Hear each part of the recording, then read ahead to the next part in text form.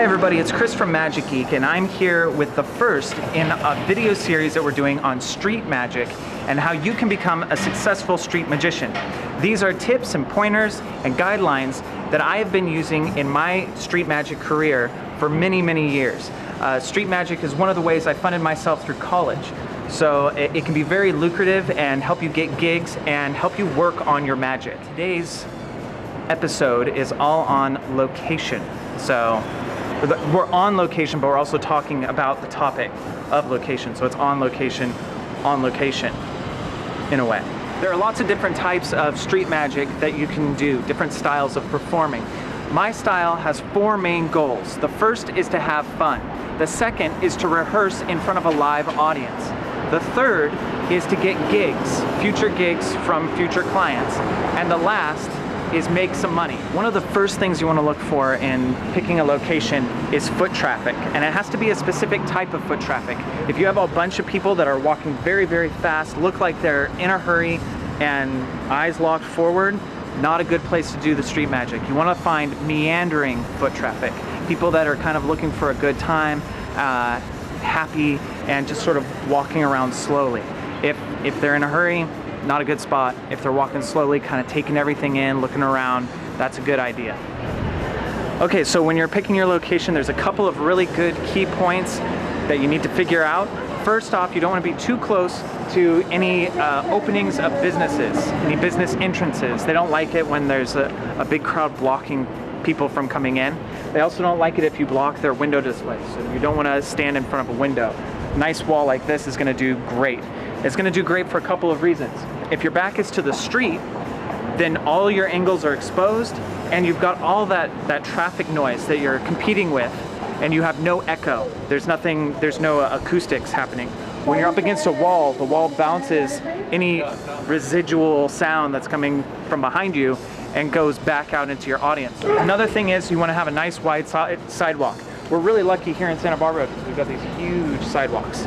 They're really, really good for attracting a crowd. You don't want your crowd to end up in the street, and you also don't want foot traffic to end up walking in the street because of your crowd. Crosswalks, intersections, corners, you want to stay away from those. If you set up near any of those things, you're going to get into trouble immediately from law enforcement. So just stay away from it. It's not good for you anyway, because you've got, like, most of your area is making sound. So you want to be in a quieter area. So don't set up here. That's silly.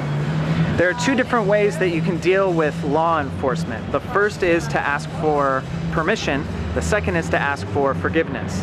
So if you're going to ask for permission, which is the recommended method, go ahead and call the police department or your local sheriff or whatever. Find out what kind of permits that you need to do street performing, if any. A lot of places you don't need any as long as you follow all their guidelines and don't cause a ruckus. And the second is to ask for forgiveness. You can go to a place. If there are rules and restrictions, just say you didn't know and never do it again. If a police officer tells you not to do something, don't do it again. And that's also a good way to learn the rules. I got scolded a couple times in Pasadena about the size of my crowd, and I learned how to control my crowd and make the police officers happy. You always want to be really, really friendly and helpful and encouraging of local law enforcement. You also want to be really mindful of other performers that are out on the street. You don't want to stand too close to them. Otherwise, they're going to get annoyed with you and you're going to get annoyed with them. And your audience is going to get annoyed by being attacked so frequently as they go down the street. So if you see some other performer doing something, you want to get away from that. One of the common problems that you're going to face out on the street is that people won't be carrying cash. People aren't used to that anymore. They carry credit cards. So you want to be in a location where people have cash out and ready to spend it. So that's why the three top locations that we've come up with for learning to do street magic and pitching for tips are farmers markets, tourist locations, and in front of shopping malls. People usually have their money, they're looking for a good time, they're looking to be entertained, they're not in a hurry. Those three places are really good places to start out. So if you have something like that in your town or in a town close to your town, go travel to it and be a street magician there. So right now we're in front of a mall, which is a really good place to do street performances. You just have to make sure that you're on the public street, the public sidewalk, and not in the mall itself. Because if you're in the mall itself, that's private property and they're gonna shut you down.